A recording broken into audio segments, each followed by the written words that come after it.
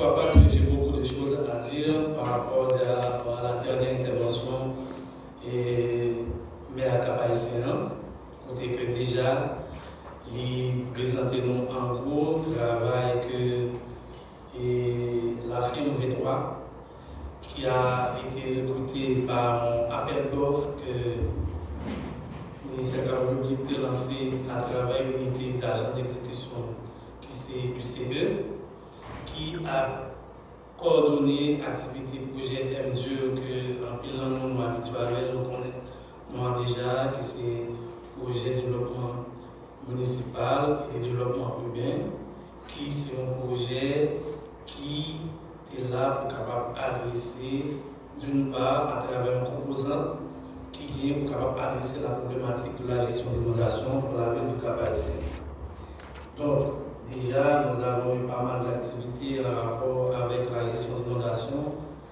Et quand il s'agit d'intervenir au niveau des ravines des étriers, et encore, on va continuer encore à intervenir surtout à la ravine des étriers pour pouvoir dégorger et drainer la rivière jusqu'à l'embouchure.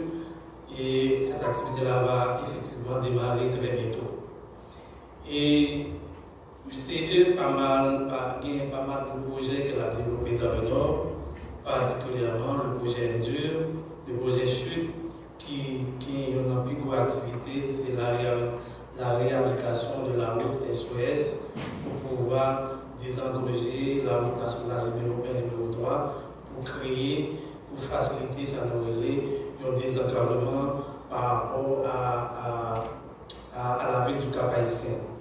Et tout ça est mis en cours et très bientôt qu'il y a un film qui est engagé par le ministère de la République, toujours avec le fonds du gouvernement et de la Banque mondiale qui ont été au profit de l'État haïtien, qui gagne pour capable de réaliser et tout ça et pour capable de démarrer avec les travaux de la route SOS.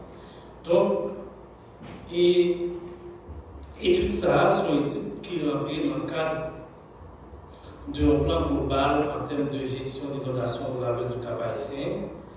On a pas mal d'études déjà qui sont faites. Il y a beaucoup qui font études déjà sur la question cas de risque sur la ville du Cap-Haïtien.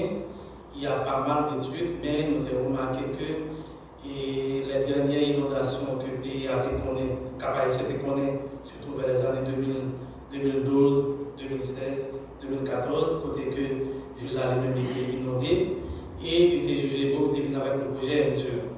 Et nous avons aussi avec l'UCE et le ministère comment ils ont entré ça dans le plan global, définir un plan directeur en termes de mitigation des risques d'inondation et pour prendre en compte la question du changement climatique.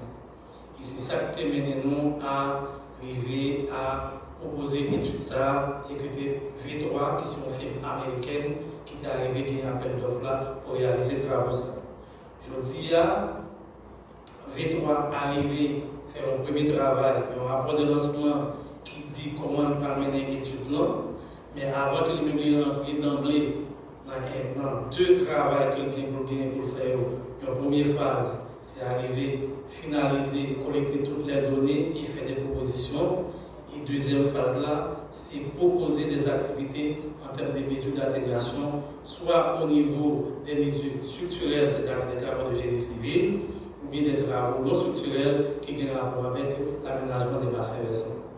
Donc, et en termes de hiérarchisation également, les mesures d'intégration. Je le dis, c'est un bon moment pour que V3 capable partager avec l'assistance premier travail qu'il a fait à travers un atelier pour recueillir sans commentaires qui ont réalité ville Cap-Haïtien et pour capable bonifier le premier élément qui permet qu'effectivement il est capable d'entrer dans le travail en profondeur pour venir avec des résultats concrets pour répondre effectivement à la compréhension complète de la question de la gestion des inondations pour la ville du Cap-Haïtien. Je vous remercie de votre participation à cet atelier. Encore une fois, merci et bonne participation.